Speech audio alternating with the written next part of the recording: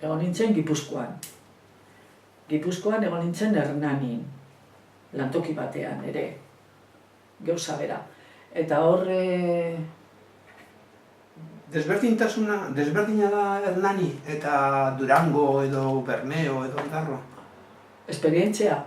Bai, eta herria... Herria, bai, ezberdina, noski. Bai, baina... Ez que, bueno, Bermeo da berezia, Bermeo da. Eta Hernani noren antza zeukan gehiago, Bermeorena, Ba, Durangoarena? zegoen, horbe, Extremadurako jente pila zegoen, Hernanin. Zan, eskularruak, kirofanokoak, garbitzekoak, fabrika.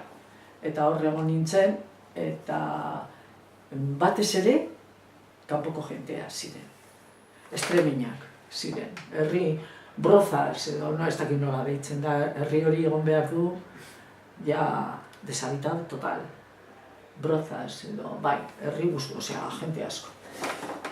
Eta hor egon nintzen, eta baita hor jarraitzen nuen Frente Obrero, beste jente batekin, eta hor fabrikan behatara gendu zen, kontraesanak agertzen, lantokiko arazoak, eta hota bestea, baina egun batean, abisatu zidaten Andres, abogatua, polizia hasi zen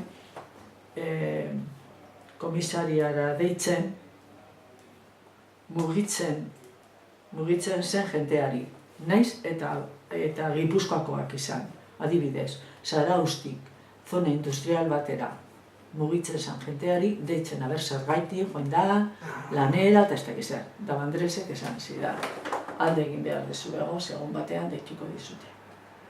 Eta zerabiz deitzen, eta zu ganera, ezara hemengoa, eta alde egin nuen, eta Gasteizera etorri nintzen.